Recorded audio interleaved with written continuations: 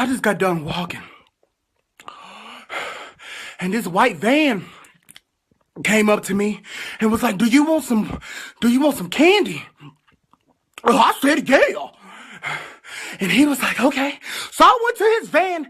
Tell me why this man tried to grab me and put me in his van. I must have punched my titty so far down his throat. He was tasting chocolate nipples and diabetes. I don't know what's going on.